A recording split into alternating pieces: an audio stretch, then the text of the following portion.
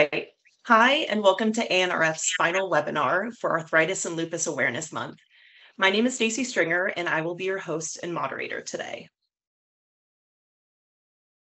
We have such an important topic to talk about today, and some truly inspiring autoimmune warriors here to share their stories and tools to managing your mindset.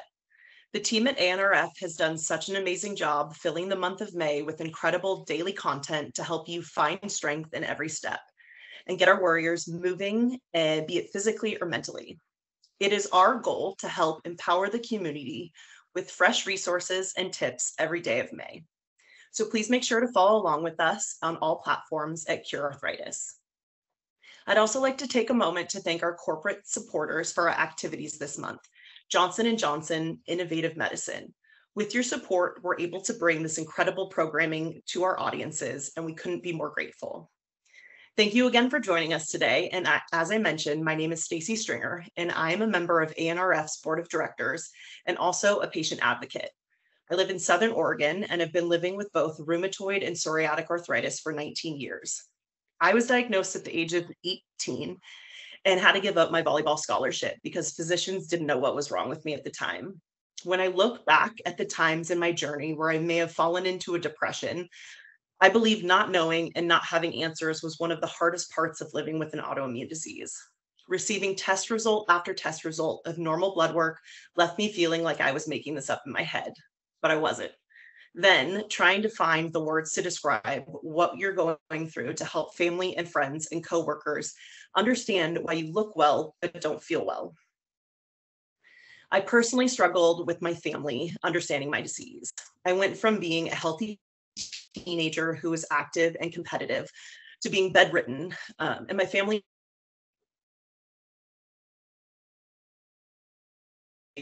being lazy. After I graduated, sent me by from my bed. Going to work was a struggle. I could barely join my friends for a happy hour or go on dates. I sat back and watched as my friends achieved milestones like dreaming of getting promoted, finding love of their life, getting married, buying a house, having kids. Everything made me feel like I was behind in life. I even had a conversation with my mom about how I may never get married, and that crushed her. I was trying to manage her mindset on the goals that she had set for my life as her daughter. Every parent has hopes and wishes for their child, and I wasn't fulfilling my parents. I was being realistic about it. Who would want to take care of me? I could barely take care of myself at the time, and it was mentally draining. I spoke with a lot of my autoimmune warrior friends, and they felt the same way. Constantly comparing your journey to others is one of the hardest mindset hurdles to get over when you're suffering with an invisible illness.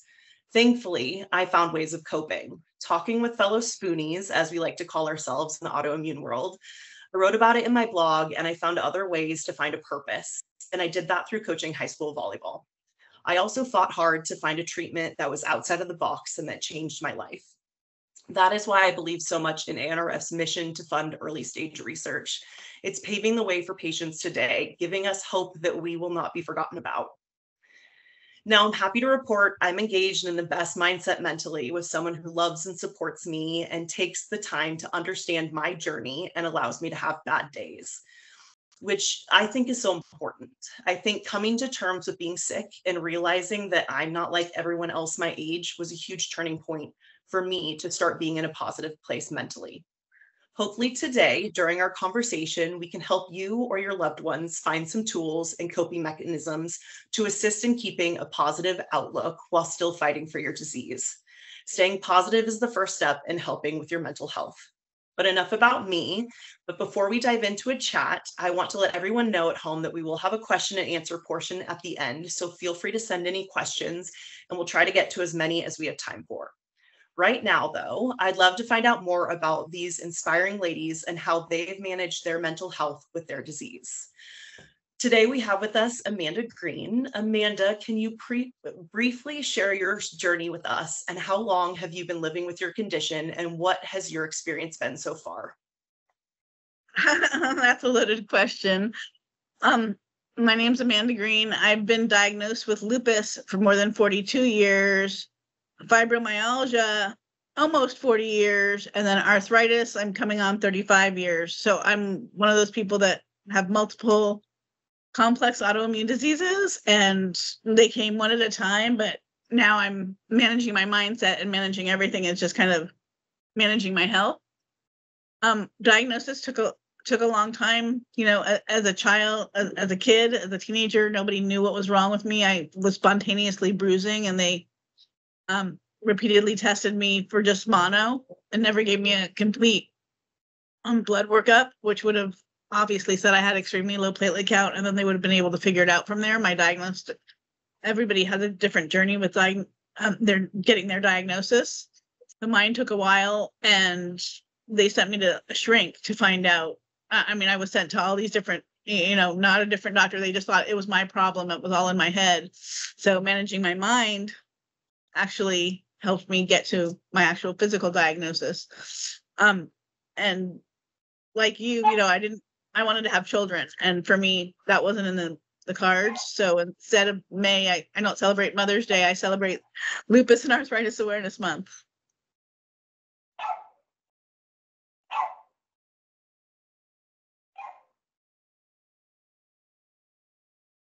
Not sure what more you want me to say.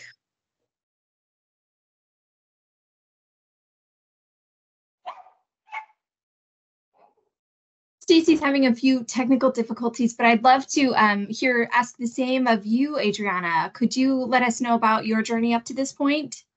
Yes.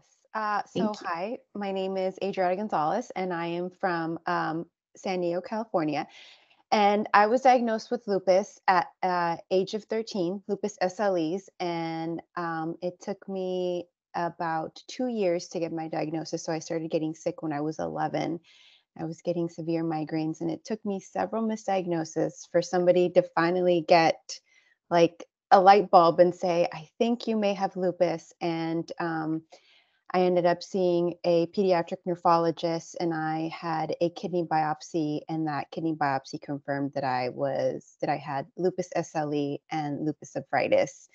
And that was 25 years ago. So I have lived the majority of my life with lupus, every milestone, every, middle school graduation, high school graduation, college, everything. I have lived with a chronic illness, and I feel like managing my mindset and my mental health has played a huge part in now being able to find and being empowered and sharing my story and helping others find their voice and use it in a positive way. Because obviously having a chronic illness can feel very isolating, and it can be very hard, very easy to feel misunderstood. So I'm just very happy to be here and be able to share my story with all of you. So thank you. Thank you so much, Adriana. Hi, I'm Jenny Dunn. I'm the Director of Marketing at ANRF. Just to let you all know, Staci is our wonderful moderator. She will be back, but we're just working out her technical issues. But before that, I'll go ahead and pose the same question to you, Denise. How have you managed your disease up to this point, and what are you kind of dealing with right now? Okay, thank you so much. I'm thankful for the opportunity to be here today. I'm in Missoula, Montana, and that's not where I was diagnosed, and that's not where I got sick. I've been over 40 years with RA, and I had a few hitchhiker autoimmune diseases as well. And my diagnosis, like I hear echoing over and over again, it was really tricky to find. I was an athlete like Staci, and I got face planted where I couldn't get out of bed one day, every single joint affected. So finally, by the time I was 20, we got a diagnosis, and I think I was in denial in the beginning. I crashed and burned, and then I got mad. I got really mad, and I think everybody probably goes through that, where you're angry and what about my life? And I'm really a nice person. Why is this happening to me? And but I decided to use that energy and fight back. And by fight back, I grabbed a hold of my mind and decided that I was going to champion this disease, and I was going to help others. When I was diagnosed, and wasn't a kid, I was a young adult. I felt like I was on an island. I knew no one else with the disease. And we didn't have these cool platforms we have now, which I'm super thankful for. If there's anything to like Facebook and Instagram about, it's this, because it really connects people that feel isolated. And I think that is the worst feeling in the world, when you don't know what's going to happen. So to answer that question about the mental health aspect, was I really had to fight to grab my mind and decide that I was going to fight. So. Thank you. We do hear that from so many people, and I'm excited to dig into these stories a little bit. So let's get into it. I think for this first section, we'd love to really understand kind of the impact of chronic diseases like this on your mental health. So I would start with asking, how did receiving an arthritis diagnosis affect your mental health initially, and how has it evolved over time? And maybe we could start with you, Adriana. Could you let us know kind of what that looked like at first and how it's going now? Yeah. So because I was a teenager, for me, it was I just wanted to have my life back. I was in 8th grade. It was so hard for me to see everybody else kind of moving forward and focusing on just being a kid. And I had this thing that I had no control over, that all of a sudden was this huge responsibility, like take your medicine, go to the doctor, do all these things. So when I was young, that was what I struggled with, probably even through college. Like, why can't I just be like everybody else? And that was really hard for me. As I got older, that kind of shifted into me having anxiety and a lot of grief about missing out on things that I had that I couldn't have when I was younger, the traditional opportunities. So it manifested into a lot of anxiety about not having control. When am I going to be sick? Is something going to happen to me? Am I going to do something and something's going to happen? So in the different stages of my life, eventually becoming a mom that also has brought different anxieties and different, hurdles in my mental health. But I feel like it's work, and I've worked, and now get to be here, and hopefully that will motivate other people and say that eventually you can find power in everything that you go through. Definitely. That's really inspiring to hear. What about for you, Amanda? From the time of diagnosis, how did that affect you? And have you seen a big change over time till now? Yeah, much like Adriana, when you're diagnosed so young, it's kind of not fear of missing out, but fear of not being normal. I live in Southern California. It was normal to lay out and, go out and just bake in the sun.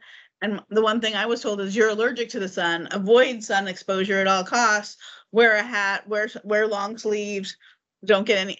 So people are going to the beach or hanging out by a pool, and I'm in the shade, making the refreshments. Or if I'm even invited to the party, because after a while, people just knew, oh, well, Amanda can't come. It's going to be a day at the beach. I wasn't even invited anymore. And so recognizing that, and then people were going to, study groups or drill team, and my afternoons were lab work and doctor's appointments, and trying to find a support group, because when I was initially diagnosed, in all of Los Angeles, there were maybe 7 girls under the age of 20 that were looking for a support group. So we all gathered, and for our first support group meeting, this, woman who lived with lupus was going to lead us. And her first question was, what do you want to wear to your funeral? That is not a support group that I wanted to be in. My mindset was already different enough that I wanted support. I didn't want to plan my funeral. I mean, here it is 42 years later, I'm telling the story, and we're laughing or side-eyeing a little bit, like, that's not how support groups work now.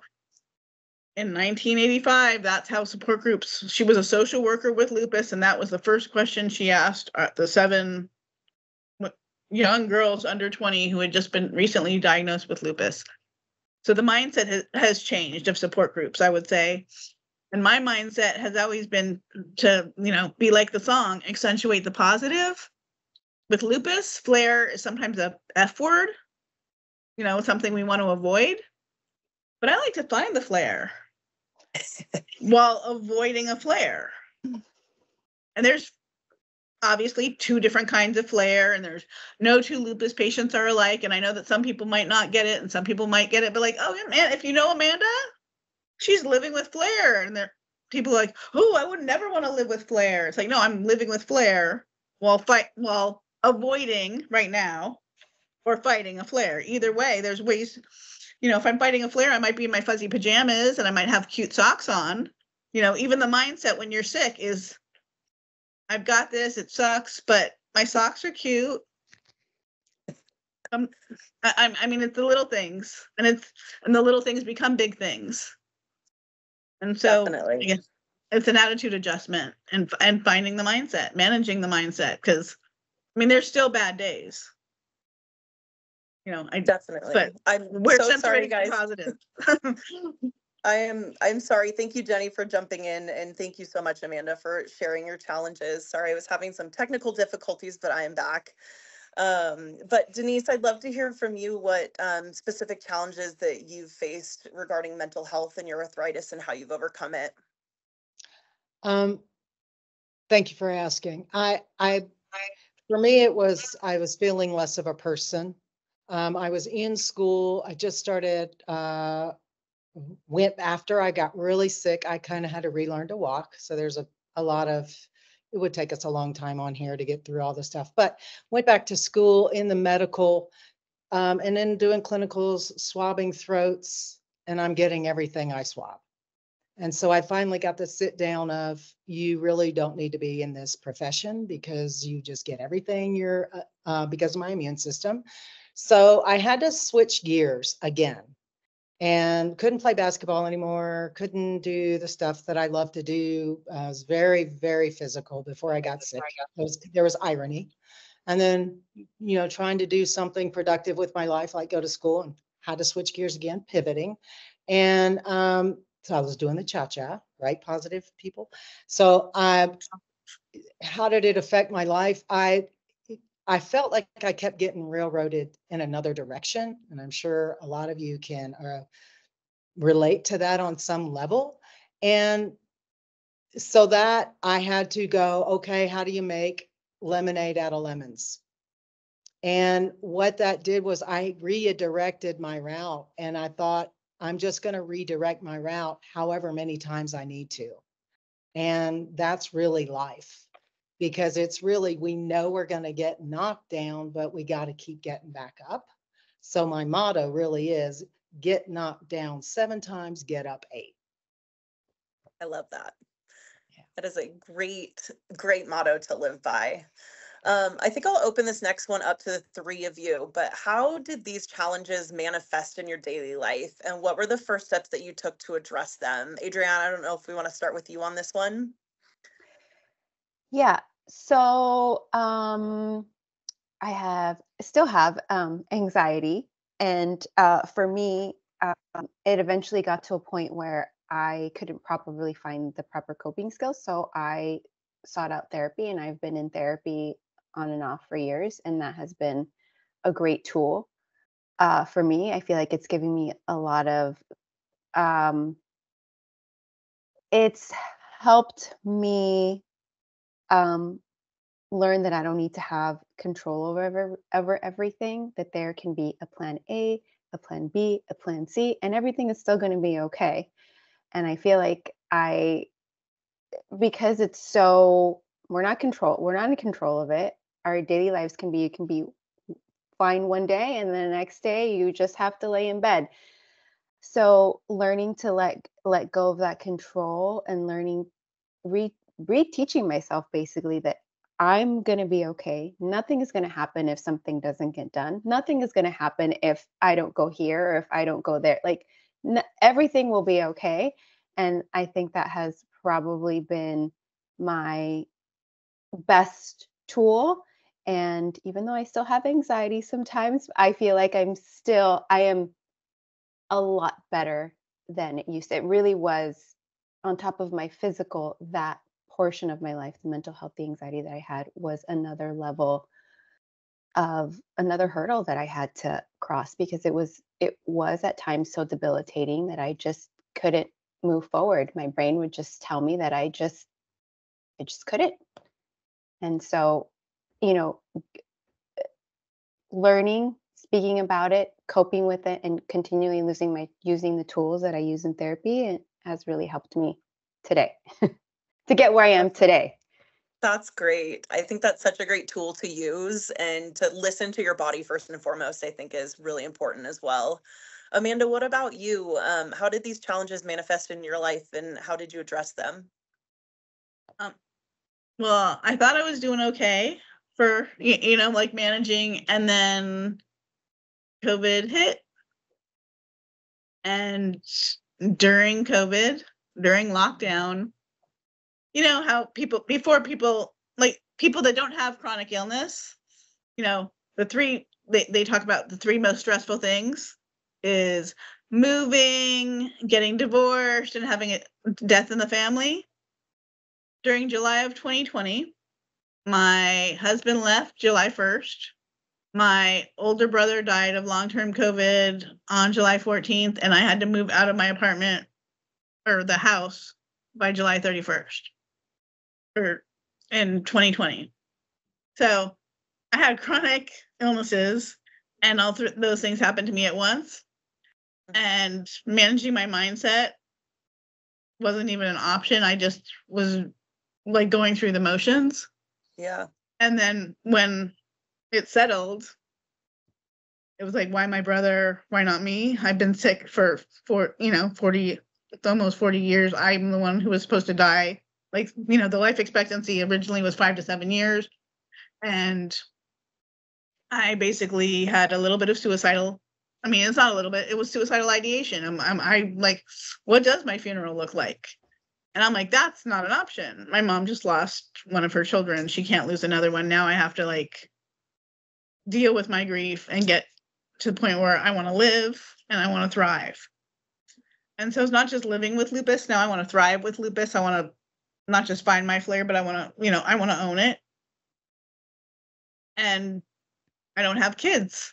So I have advocacy. I have sharing on webinars. Like, this is not like this is my baby. You guys are my children, but I realized that my story and storytelling, maybe somebody's going through something a little bit that might, because like none of us are like, but that's why you have three of us on the web, to get a variety of stories. And Staci, you're a warrior too. But I mean, we're all trying to do whatever it takes. For me, I like Lady Gaga. And so like people are, whatever music you like, music helps. But Lady Gaga and her Born This Way Foundation led me to an organization called jack.org. And they have this Be There certificate where you can learn how to be there for other people. And while you're learning like these mental health tools, it's hard not to think about them for yourself. Mm-hmm. And so I used a lot of virtual stuff because it was during the pandemic. There was not conventional therapy was even online. So I used, there's many online tools for people that are struggling. I mean, just know that there's bad days, but then there's good days, and then there's fantastic days. And on your bad days, just know that there's, hey, if this is a bad day, if it's a really bad day, I'm gonna have a really good, a really good day is coming. Yeah. But when you're in the bad day, it doesn't feel like that. And so some of the tools I learned from the jack.org and the Be There certificate program really were just like, it's okay to ask for support. And if people don't understand what you're going through, hopefully your friends will say, well, tell me what it's like to live with lupus. I know what chronic pain is, but what is it like for you? How are you doing? And hopefully they're, when I say fine, they're like, Amanda, you never say fine. You always have words for it. Yeah. And so finding a support group online or in person, your friends, your family, it's really important to know that anxiety and depression, not like mental health and our physical health are tied together, but they are. And hopefully you won't have a month like I had in July 2020 where everything hits you all at once. And then like, you're really like, what is my purpose? But my purpose is to share. So thank you again to Cure Arthritis and to you for inviting me to during Lupus and Arthritis Month when you have both. It's kind of like, yay. I mean, and then I know we're talking about it's a great and we're opportunity. talking about mental health. So the trifecta. Thank you. Well, Thank you Amanda, for this opportunity. I'm so sorry for the loss of your brother. And that sounds like so much to go through all in 1 month and during COVID. And I know I felt during COVID, it was interesting because so many people were stuck at home and they finally were seeing what my life had been like for so many years, being stuck inside and on my couch and just kind of secluded. So it was definitely an eye opener and kind of helped a lot of people relate, I think, during that time. But Denise, I'd love to hear from you too. How did everything manifest in your life and how did you handle it? I like it, Amanda. I think of the good, the bad, the ugly, right? The good days, bad days, good, bad, the ugly. You know what I did? So I was really like so many of us with autoimmune. And I think the mental health depression just goes with that. It just, how could it not? Because we've all been robbed of something, right? So what I did was I immersed myself and became obsessive with fitness, went into health coaching school to switch. Instead of being able to be in the medical part of wellness, I would be in the preventable part, and maybe what has turned into working with a lot of others that have challenges, not just autoimmune, but other challenges as well. And I think the biggest part for me was, I don't want to say giving, because it sounds like I'm a saint, because I'm not. But the more I got out of self and looked up and saw other people and what I could give and help for other people, because I've had this disease for a long, long time. And in that progression of learning, finding when the internet, became the thing, and I did have 4 sons. I wasn't supposed to be able to have kids. So that was cool and stressful, but in a great way. I began to advocate, and I decided that was my lemonade, was that what I've been through has given me empathy and compassion for people, and not just autoimmune, but especially too, because I can relate to that. And on that deep level of how can I help you? So for me, the movement aspect is the mental, and but there's more to mental than just movement. It's just a part of a whole. So I think it was for finding that there's not just one fix, that there's going to be a lot of different fixes. And for every individual, it may look a little different. And that's a really cool thing. Yeah. I love that. I think I have found a lot of purpose in that too, is helping others and connecting and talking about their stories and just kind of connecting in that way. It gives you a purpose and making your story worth something. And I think that's such an inspiring thing to share with other people in the autoimmune world. Adriana, what techniques or practices do you find most effective for managing your stress related to your condition?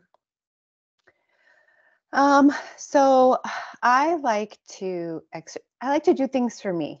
Like I like to have moments like exercise. I feel like is something where it really helps me. Like if it's go for a walk, or I like to lift weights. I just put on my headphones and I just focus on doing something for me that's going to benefit not only my mental health but my physical health. I love to read. I like to spend time with friends and family, people that fill my cup, and I always like to practice moments of gratitude, because even though I have been dealing with, lupus and a lot of other things for the past 25 years, I live a very blessed life, and I've had these beautiful moments that I'm so thankful for. And sometimes when you're in the thick of something that is so difficult, it's easy to forget the good moments. So sometimes just grounding myself and reminding myself, okay, this is hard, but every other thing that you've gone through that has been hard, you've gotten through it and you will get through this eventually. It's not going to be easy, but eventually, just like everything else, I'll get to the other side and do it with grace and gratitude. And I feel like that is, um, for me, been really helpful in um, just keeping my mind right, more on the positive than on the negative. I love that. I think staying positive is the first step for sure. And I think that I've always, I love grounding. I think kind of bringing yourself back to noticing your good days versus your bad days and really appreciating those good days, even if it's only a little step better than your last bad day. I think that's a win. And that was something that I always used to talk to my doctors about. So I think definitely taking and being grateful for all the things is such a great positive outlook to have. Denise, what techniques do you use to manage your stress? I'm going to kind of echo Adriana, but it's movement for me because there was a time when I couldn't. There was literally a time when I couldn't. Like I told you, I had to relearn to walk. I really did. And to lift my arm above my head. And so for me, movement is a celebration of life. And I am obsessed in a good way with that. Thankful for every time I can. For stress, I do a lot of deep breathing and breathing techniques. You really slow the heart rate. I actually got involved in martial arts and because I didn't want to feel vulnerable in my joints. I wanted to feel more powerful, and the martial arts really helped to empower me mentally. And of course, everybody's got a spiritual connection of some sort. And for me, that's been a big part. It's beyond people, it's in a deeper level. So that meditative gratitude of something larger than me is part of my mental health as well. And really, I have to say a big part is connection to people is so great for my mental health. And usually in a scenario of how can I help you be better? And that's therapy for me. I love that. I know Adriana mentioned that she had spoken with a counselor, but Amanda, have you sought any professional mental health support, such as therapy or counseling, and has it helped you at all? You mean I'm still alive without it? Yeah, no. Hey, you can be. Sometimes friends are a great counselor too. Yeah, I've had professional therapy. I'm currently not in like seeing somebody professionally, but I know where to go if I need to. That's But great. I'm a leader, and I have a support group of my own where that I'm a member of, a support group that I'm a leader in. And also, like Denise, during COVID, after the grief, I didn't know what to do. And somebody said, oh, you should just get a life coach. And I'm like, there's not going to be a health coach or a life coach that's been through what I've been through. So I went through and became a health and life coach, got my certification myself. So you've got a great panel here of people that have really found a way to manage our mindsets. And by managing my mindset, and it's much like Denise, it's like my power, my joy is sharing, watching others learn from my experiences and what I know, just like it's not like, oh, my story only, but with health coaching and life coaching and watching them manage their diet, and they're like, well, what's the one thing that worked for you? I'm like, well, it's one thing, but it's worked in 3 different ways. And they're like, really? Oh, I want that. I'm like, it's right there, you can reach it. They're like, what is it? I'm like, water. Like, water? I'm like, yes, hydrate responsibly.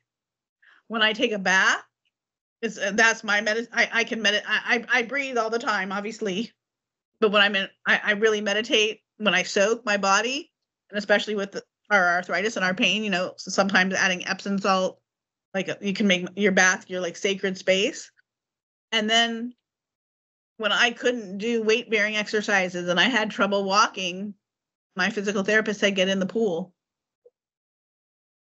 and I was burnt. I was doing aerobics with no pressure on my joints. And water aerobics, can people like laugh at you? And I'm like, I'd be sweating if I wasn't in the pool. So water is my answer. I mean, I don't currently have a professional therapist. I have in the past, definitely, to get me through the grief and many anxiety and depression episodes. But right now, my answer, I mean, maybe you see me hydrating, but getting in the pool, getting in the tub, getting in the shower even. I mean, but sometimes it's like, if I stand in the shower, then I get too relaxed. I'm like, why didn't I make this a bath? So that's my issue. Is like, sometimes I don't know, oh man, I just want a quick shower, but I really want a bath. But water is the answer for me. I love that. And it's free, which is great. So it's something everyone can use. Easily accessible.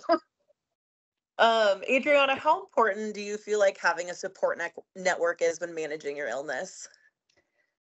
It is very important, but it also, at least for me personally, it was a journey to get to. Like, I don't know about you guys, but for me, it took me a long time to be really open and honest about the way that I was feeling, to even talk about my illness, especially because we look like everything is fine for the most part on the outside, but on the inside, it's a big mess.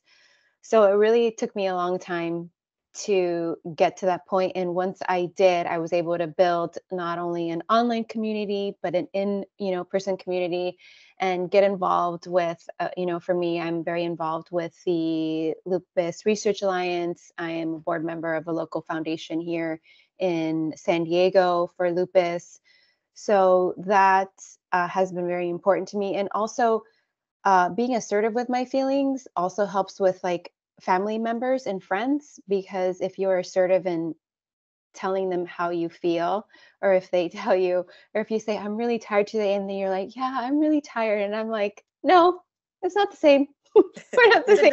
Different level of tired. It's a different level of tired. So I think that helps building people around you that truly understand how you feel, what you're going through. And they're not going to say things like that are going to make you feel hesitant to be open and honest about how you feel. So I think it's one of the things that, just like having a tribe in like several areas of my life, has really helped me to be where I am today. Like, I don't think I would be, I consider myself thriving with chronic illness, and I don't think I would be where I am today if I didn't have a community of people that I created around myself that support me and the way that I have to live my life. So yeah, it's very important.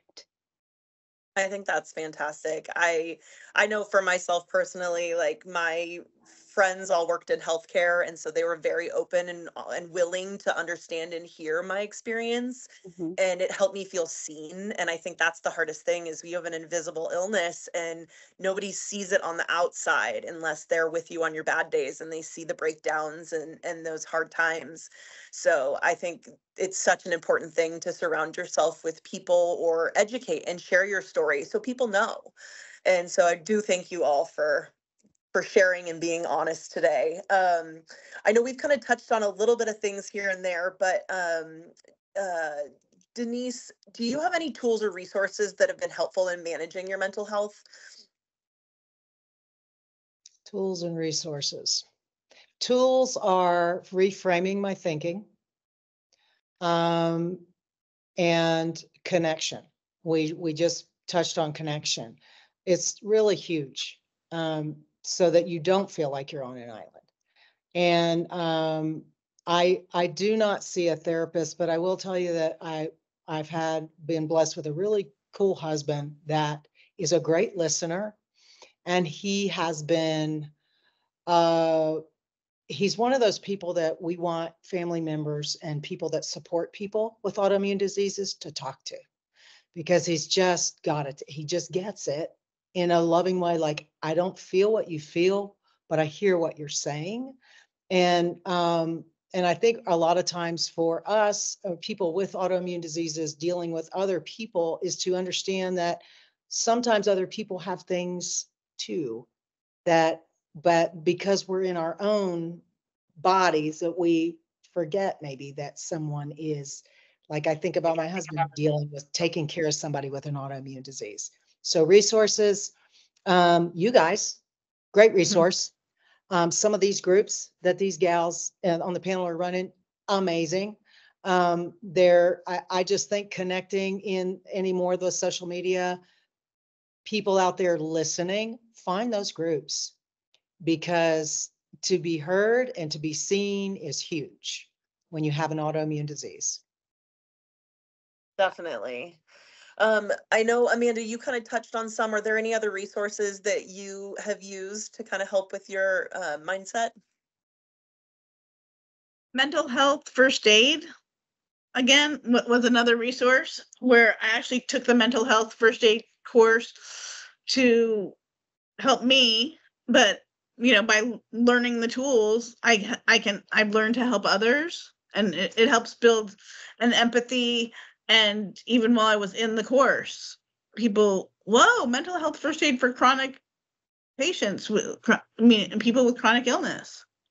We never even thought about that could be a separate chapter of their own, because they do mental health first aid for veterans, mental health first aid for teenagers, for young children. But well, we kind of need to think about people living with chronic health conditions. Maybe we should tailor that. So I haven't worked with them specifically yet about working with, but that's something that we're building in the future. But mental health first aid, and like I said before, jack.org has this Be There certificate, where it's more about for young children or adolescents to learn how to be there and kind of be the first line of support if they see trouble, because usually your friends are the first ones to notice mental health issues. But when you have an invisible illness, sometimes the mental health is the first thing that people might notice.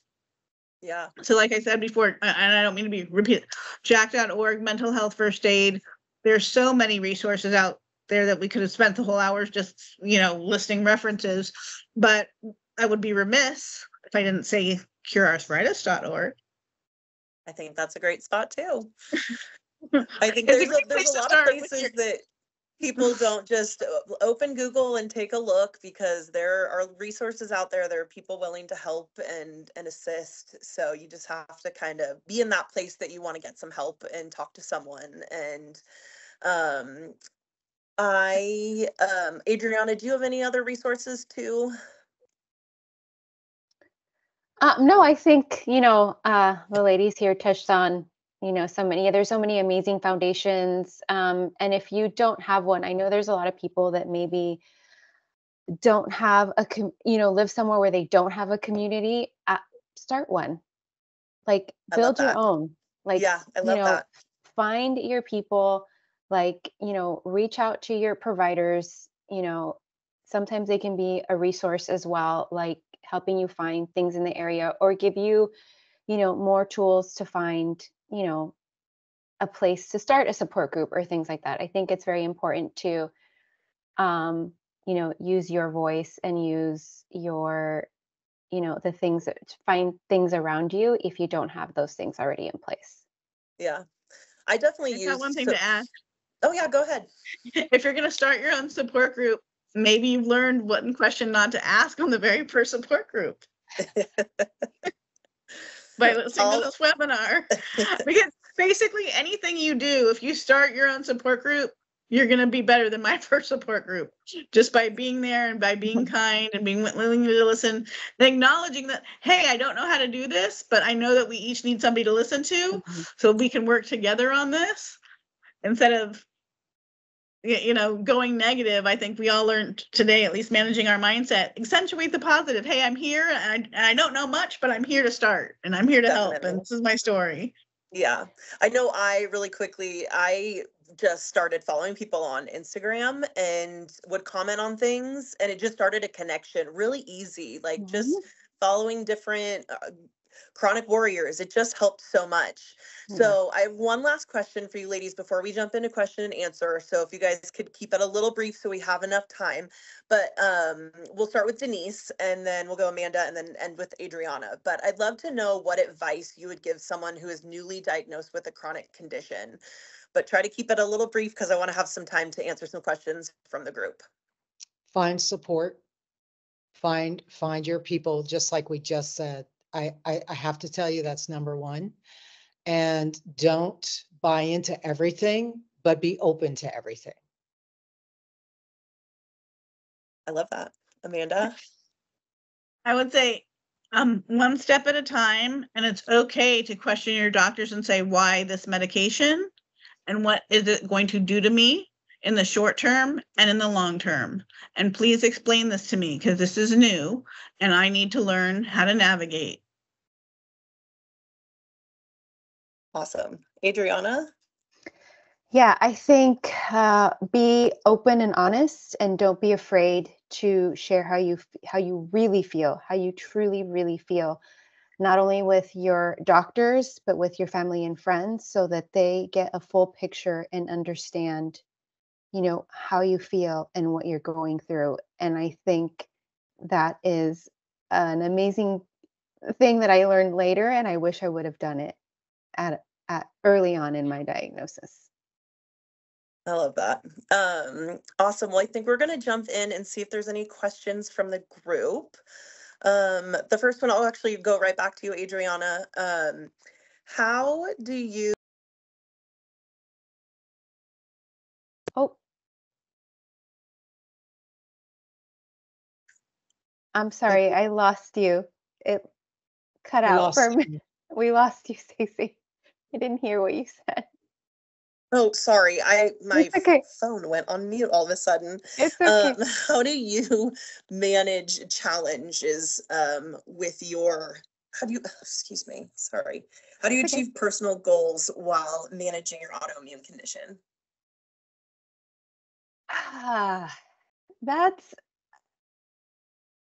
That's a difficult question, right? Because in my life, just having a chronic illness, there's always adjustments that have to be made. Not to say that I think you have to be open to adjusting. I think you have to be open to trying and understanding that maybe that's not the path that you need to take because of the physical, barriers that you may have. But it's important to try, and it's important to be open to saying, okay, maybe this isn't the right path for me, but I'm going to go another path and try my best to still achieve that goal, but in a different way. Or maybe be open to it taking you, a little bit longer than it would, moving at a slower pace, and then eventually reaching that goal. I think that is, I'm a little bit stubborn and hard-headed too. So when somebody tells me I can't do something, I'm like, I don't know. I think I probably can. So so I'm kind of like, and maybe it takes me a little bit longer, but eventually I get there, or I make adjustments so that I can get there. I love that. Amanda, can you recommend any mantras or mottos that help you stay positive when you're having a hard day? Well, I think I told you, find the flare while fighting, avoiding or fighting a flare is one for lupus patients, but basically it's okay. It's going to be okay. It's okay. This, like, whatever it is, this is okay. It'll be better. Maybe, I just know that everything is temporary, even the good stuff. But when the good stuff is temporary, I'm like really trying to be present in the moment. And when the hard stuff happens, I try and just say, it's just a moment. This too shall pass, it'll pass. And one thing is just everything's unfolding perfectly, even though it doesn't seem so right now. And it's just, you gotta just believe. One day at a time. Denise, how do you educate yourself about your condition without feeling overwhelmed or anxious? I know that can sometimes be hard when you dig too deep into WebMD. No, that's tough for me because you guys, I'm a geek. I'm a nerd. I read a lot. And so I did throw myself in. What I will tell you, if anybody with a new diagnosis, is choose more than one source. Think outside the box. And pace yourself in studying. Now, I'm telling you that I don't do that. I'm a nerd. So I read a lot.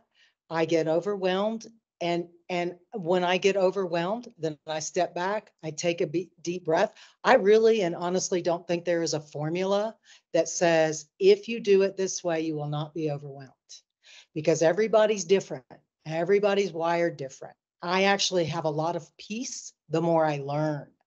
So the more knowledge I put in my head, the more I can assimilate and then find what is a keeper and what I want to get rid of.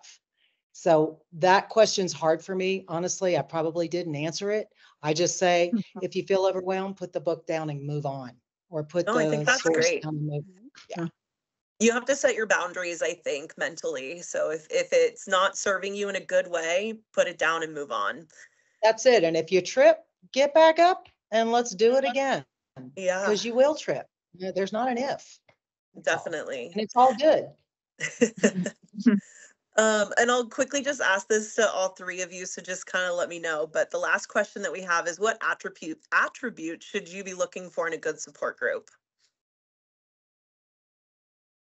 Can I say something?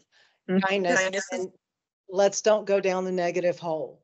Yeah. It's you want to be heard, and you want people to hear you, and but you also, we are teaching people how to reframe their thinking. We want to support people in, I hear what you're saying, so we're not negating what they're saying because it's valid, but also we've got to reframe this so that you can live, so that you can get your head up and out.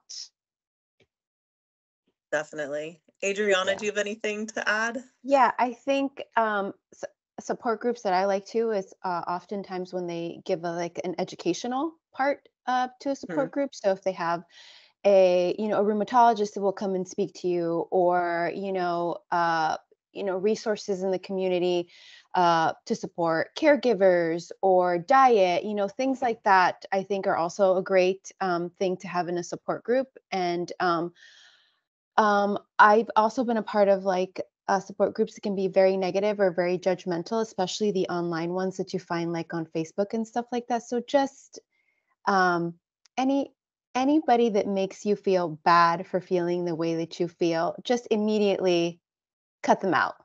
Like, Yeah, don't not set worth it. hard boundaries. Your time, I feel like time is your most valuable currency, and you should only give your time to people and things that truly matter, especially when you have a chronic illness. 1000%. I could Well not agree said. more. Well said. Well, thank you so much, you guys, for being so open and vulnerable about your journey with arthritis and lupus. I know I took away some great strategies from you all today, and I know others did too. I think sharing patient stories and experiences is so valuable and helps everyone not feel so alone. Thank you for joining us today, and I'd like to again thank our supporters at Johnson & Johnson Innovative Medicine, and to our panelists.